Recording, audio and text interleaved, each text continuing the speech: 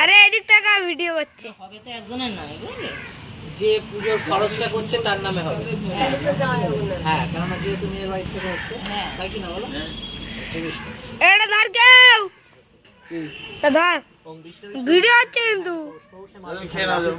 Video হচ্ছে।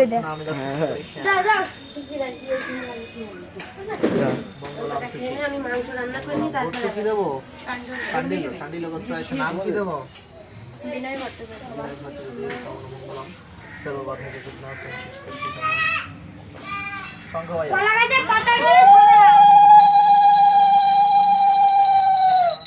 শঙ্করা বাজা